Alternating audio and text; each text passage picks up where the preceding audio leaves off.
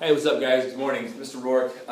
So last thing we're going to learn about in finding lateral and total surface area of shapes is how to do it for a cylinder, okay? This one tends to be, for some folks, either really easy or really hard because it is a little bit different from the other two that we've done so far, alright? So I've got a cylinder here. We're going to go ahead and say that, like in your fold-out page that you guys should have already received, that this base is going to be 4 feet and the height of this cylinder is going to be 11 feet. Now, again, I'm going to show you both methods and you guys can decide which one you want to do, okay? With that being the case, here's the first one, alright? If you're going to find lateral surface area, what's going to happen is you're going to do 2 times pi times radius, which should look familiar because what that is, that's the formula for the circumference, the outer edge of this circle, okay? So 2 times pi times radius, alright? Then we're going to multiply that, like we did before, times the height. If we think back to rectangular prisms and triangular prisms, remember we found the perimeter of the bottom, the perimeter of the base, and then we multiplied it times the height. Same thing for triangular prisms. Perimeter of the base, so we did like those 3 sides, and then we multiplied it by the base. Same thing's happening here. We're finding the perimeter of this circle on the bottom, and we're multiplying it times its height.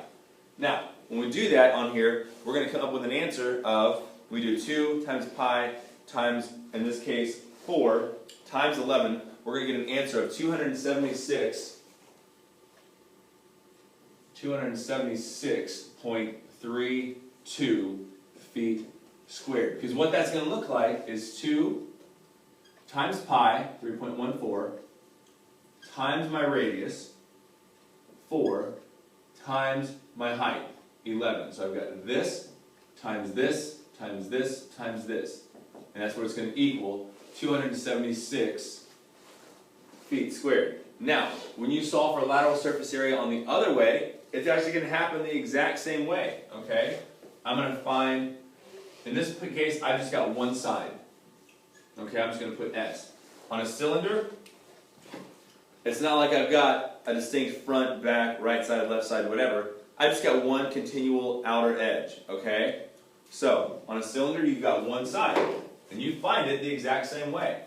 You're going to find the circumference, which is 2 times pi times radius times height, and you're going to multiply it together, alright? So again, that's going to be 2 times 3.14 times 4 times 11, okay? So if you're looking at these thinking, wait a second, this is the exact same thing that you did here, exactly, it is the exact same thing, okay? So again, that's going to be 276.32 feet squared, okay? Now, when we find this over here, on a cylinder, I have a top and I have a bottom, okay?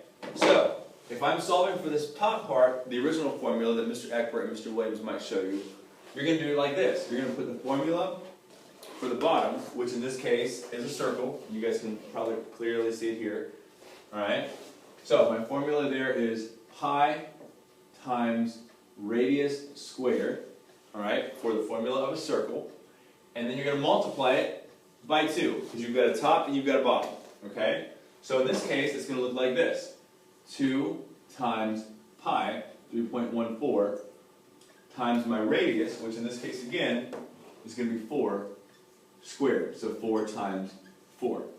Now, when I multiply that out, 2 times pi times 4 times 4, I'm going to come up with an answer in this case of,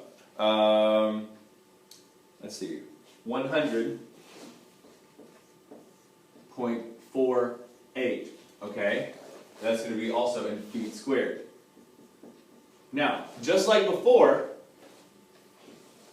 at this point, if I want to know the total surface area, so this continual side and the top and the bottom, I'm just going to add these two numbers up. Okay? And when I do that, I should come up with an answer of 376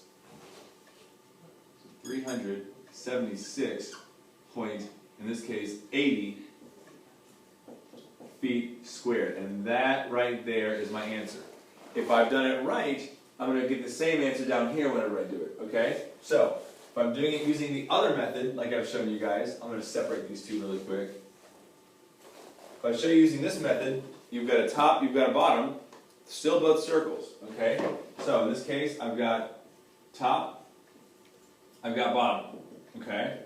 I'm going to find my top, which is a circle, by doing my formula for the area of a circle, pi times radius squared, and the same thing for the bottom one, pi times radius squared.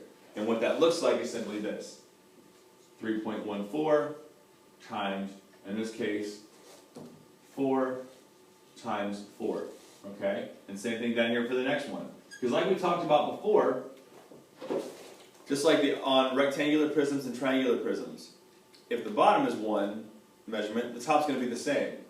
So I'm going to do the exact same thing right here, 3.14 times 4 times 4. And that's going to give me an answer both times of 50.24, 50.24. I'm going to add those two numbers up, the product of that multiplication problem right there, I'm going to add that up. I'm going to get 100.48, which is also what I have up here. And guess what? Once again, I'm just going to add this number here that I got from my lateral surface area to the top and bottom of my other problem, and I'm going to get, once again, 376.80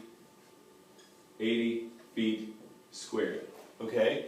So, you guys have a choice. Whichever way you guys want to solve, you guys can.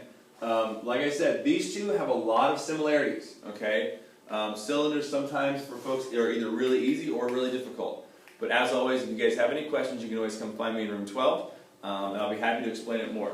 Again, the reason you're probably watching this video right now is because either I've missed a day or you've missed a day, okay? So again, if you need any help, come find me in room 12. Thanks guys, see ya.